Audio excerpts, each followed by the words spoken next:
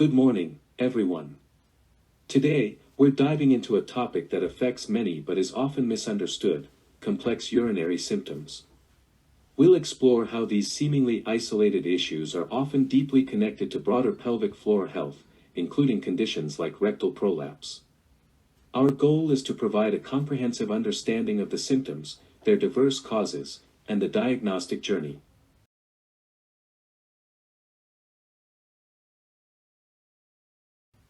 Urination is a fundamental bodily process, essential for expelling waste and maintaining our body's fluid balance.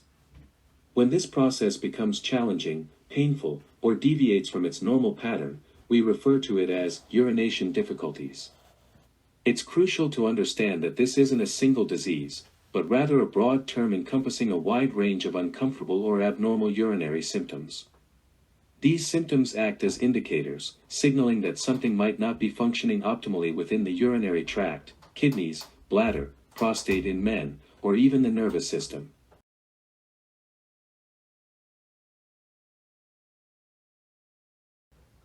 The first step in addressing these issues is recognizing the symptoms.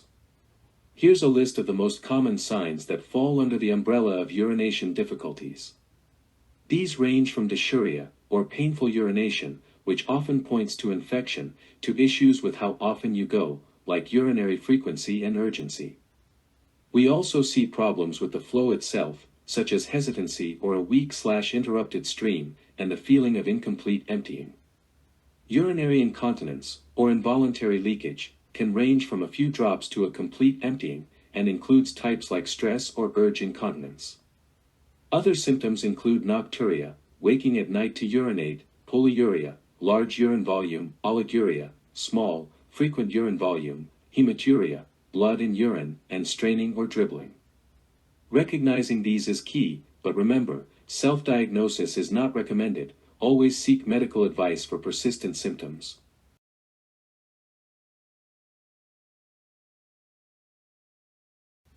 Certain combinations of symptoms can provide strong clues about the underlying cause.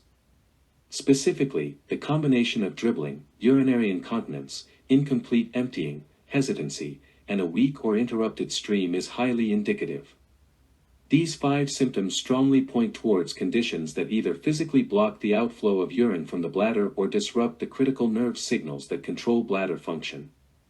In essence, they tell us the bladder is struggling significantly to empty effectively, leading to issues like overflow and difficulty controlling flow.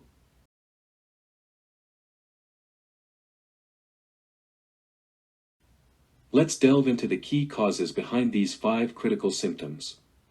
First, for men, benign prostatic hyperplasia, or BPH, an enlarged prostate, is a very common culprit. As the prostate grows, it can compress the urethra, obstructing urine flow and making the bladder work harder. Second, urethral stricture, a narrowing of the urethra due to scar tissue or inflammation, acts as a physical barrier to urine flow, affecting both men and women. Lastly, neurogenic bladder refers to conditions where nerve damage, from issues like stroke, Parkinson's, or spinal cord injury, disrupts the vital communication between the brain and bladder, leading to impaired emptying or uncontrolled contractions.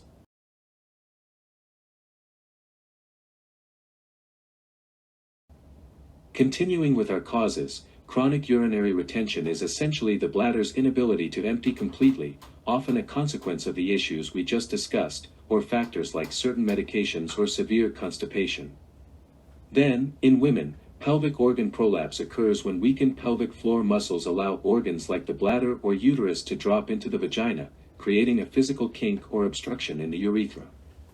Finally, beyond neurological issues, the bladder and sphincter muscles themselves can become weakened or dysfunctional due to aging or chronic overstretching. This includes the detrusor muscle, responsible for bladder contraction, and the urethral sphincters, which control urine flow. Importantly, the presence of these symptoms, like dribbling and incomplete emptying, can be an early indicator of generalized weakened pelvic floor muscles, which can then lead to or worsen other pelvic floor disorders, including rectal prolapse. A rectal prolapse specifically can contribute to urinary issues by altering pressure on the bladder and urethra, necessitating straining and further weakening the pelvic floor.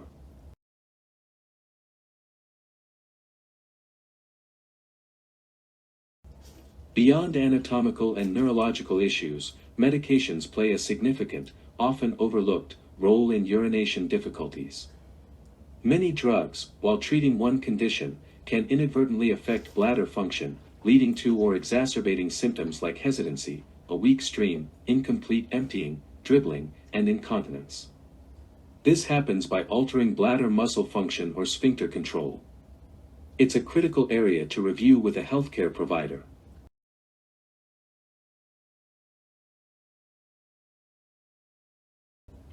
Let's look at specific medication classes. Anticholinergic medications, found in some antihistamines or antidepressants, block signals that make the bladder contract, leading to retention. Opioid pain relievers can reduce bladder sensation and tighten the sphincter. Alpha-adrenergic agonists, like decongestants, can tighten the bladder outlet, making it hard to start flow. Calcium channel blockers, used for heart conditions, relax bladder muscles, impacting emptying. Sedatives and muscle relaxants can decrease awareness and coordination. And while less common, high doses of NSAIDs can contribute to retention.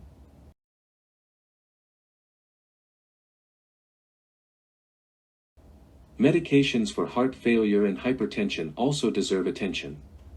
Diuretics, or water pills, directly increase urine production to reduce fluid, leading to increased frequency, urgency, and nocturia, and potentially incontinence if the bladder is overwhelmed. ACE inhibitors, commonly used for blood pressure, are known for a dry, persistent cough side effect. This cough, through increased abdominal pressure, can significantly worsen or induce stress urinary incontinence. While less common, some beta blockers might contribute to urinary retention, particularly in men with existing prostate issues. It's crucial to review all medications with your doctor, as adjusting them can significantly improve symptoms without needing more invasive treatments.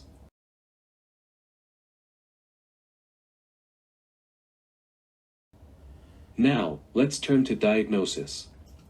Pinpointing the cause of urination difficulties requires a systematic and thorough approach by a healthcare professional.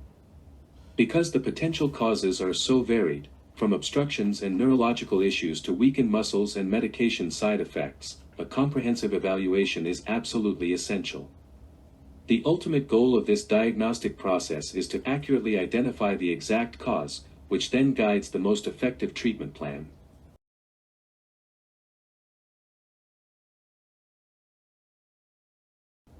The diagnostic process typically begins with a comprehensive medical history. Your doctor will ask very detailed questions about your symptoms, urinary and bowel habits, and perform a complete review of all your medications. Your past medical and surgical history, including any neurological conditions, prostate issues, or gynecological history like childbirths or prolapse, are crucial. This is followed by a thorough physical examination, including abdominal, genital, rectal for men, and pelvic for women, to check for prolapse, muscle strength, and anatomical changes. A brief neurological assessment is also common. Finally, routine urine tests like urinalysis and urine culture are done to check for infection or other abnormalities.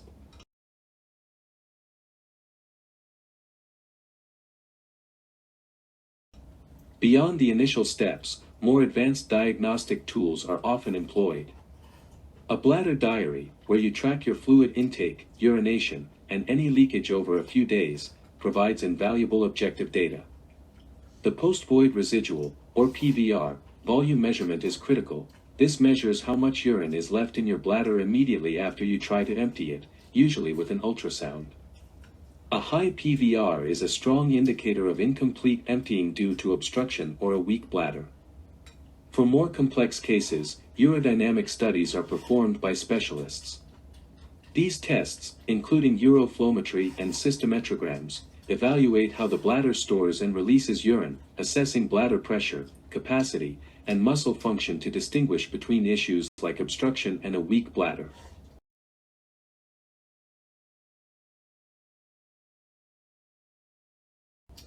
Depending on the findings, imaging studies might be necessary, such as a kidney and bladder ultrasound to visualize the organs, or more detailed CT or MRI scans if tumors or complex anatomical issues are suspected.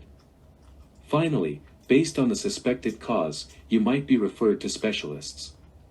This could include a urologist for general urinary tract issues, a urogynecologist for female pelvic floor disorders, a neurologist if a neurogenic bladder is suspected, or a pelvic floor physical therapist for evaluation and treatment of muscle weakness and dysfunction. The diagnostic process is always tailored to the individual, aiming to pinpoint the exact cause for the most effective treatment.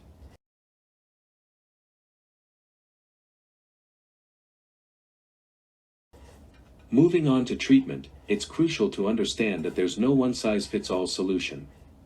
Treatment for urination difficulties is highly individualized, entirely dependent on the specific underlying cause identified during the diagnostic process.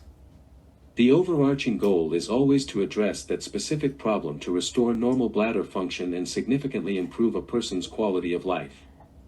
Approaches can vary widely, from simple lifestyle adjustments and targeted exercises to various medications or, when necessary, surgical interventions.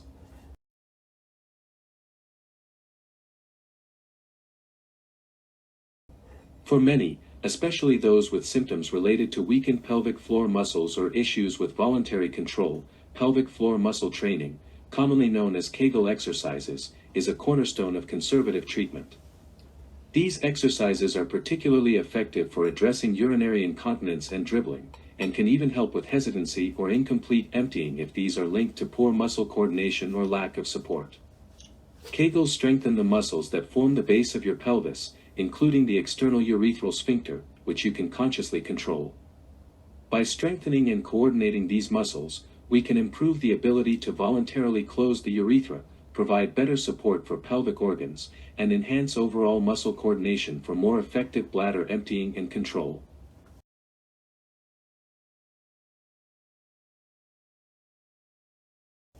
While Kegels sound simple, proper technique is absolutely crucial. Many people mistakenly engage their abdominal, thigh, or buttock muscles instead of the pelvic floor.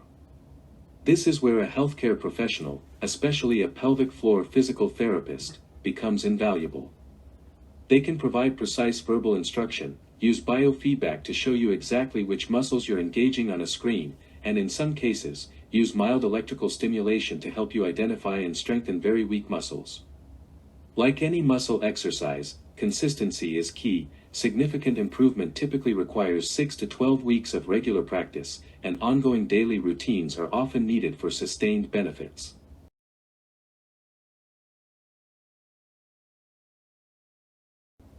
While Kegels target voluntary muscles, other crucial muscles in urination operate involuntarily. The detrusor muscle, which forms the bladder wall and contracts to push urine out, is largely controlled by the nervous system. If it's weak, direct, strengthening exercises aren't effective. Instead, management focuses on treating the underlying cause, using medications, bladder retraining, or in severe cases, intermittent catheterization. Similarly, the internal urethral sphincter is an involuntary muscle at the bladder neck. Its function relies on proper nerve signals, and dysfunction is managed with specific medications or by addressing nerve damage. Lastly, issues like detrusor sphincter dyssynergia, where the bladder contracts against a non-relaxing sphincter, are coordination problems often treated with medications to relax the sphincter or bladder, or in severe cases, procedures like botulinum toxin injections or surgery.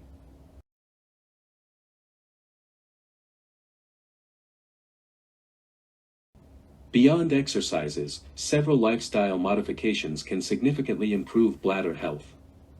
Proper fluid management is key. Stay adequately hydrated throughout the day, but limit fluids, especially caffeinated or alcoholic beverages, in the late evening to reduce nocturia. It's also important to avoid irritants like excessive caffeine, alcohol, artificial sweeteners, and highly acidic foods, which can worsen urgency and frequency. Bladder training, or timed voiding, involves gradually increasing the time between bathroom visits to retrain your bladder. Weight management can reduce pressure on the bladder and pelvic floor. Managing constipation is crucial, as chronic straining weakens the pelvic floor. Quitting smoking reduces both bladder cancer risk and cough-induced incontinence. And finally, effectively managing underlying health conditions like diabetes or neurological disorders is vital for overall bladder health.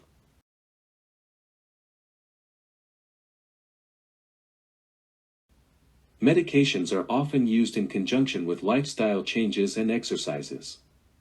For bladder outlet obstruction, such as from BPH, alpha blockers help relax the prostate and bladder neck, while 5-alpha reductase inhibitors can shrink the prostate over time. For overactive bladder, which causes urgency and frequency, anticholinergics relax the bladder muscle, though they can sometimes worsen retention. Beta-3 agonists offer a similar effect with potentially fewer side effects. For urinary incontinence, particularly stress incontinence not resolved by exercises, topical estrogen therapy can help strengthen tissues in postmenopausal women. Lastly, for issues with bladder emptying due to detrusor weakness, some medications exist, but their effectiveness can be limited, and self-catheterization is often a more reliable solution for severe cases.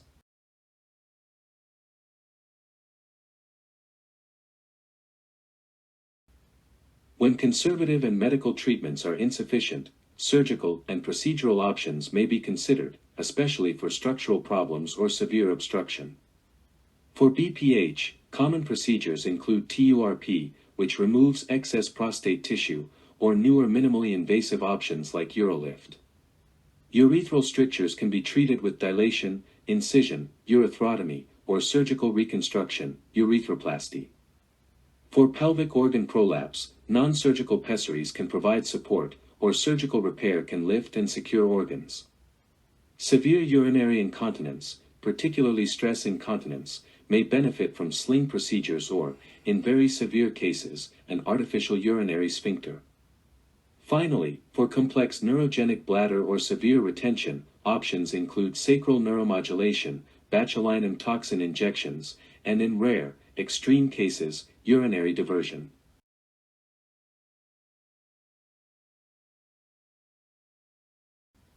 When multiple urinary symptoms coexist, especially alongside other pelvic floor disorders like rectal prolapse, it often points to a more global weakness or dysfunction of the entire pelvic floor. The simultaneous presence of all 5 discussed urinary symptoms, dribbling, incontinence, incomplete emptying, hesitancy, and weak/interrupted stream, combined with a condition like rectal prolapse, is a strong diagnostic clue, indicating significant compromise of the pelvic floor structural integrity. In such complex cases, a truly holistic approach is crucial. Pelvic floor muscle training becomes a primary and foundational strategy, as strengthening and retraining these core muscles can directly address incontinence and dribbling, improve coordination for issues like hesitancy, support bladder emptying, and concurrently help manage the rectal prolapse. This scenario truly underscores the importance of a multidisciplinary team, including a urologist or urogynecologist, and critically, a pelvic floor physical therapist for expert assessment and personalized rehabilitation.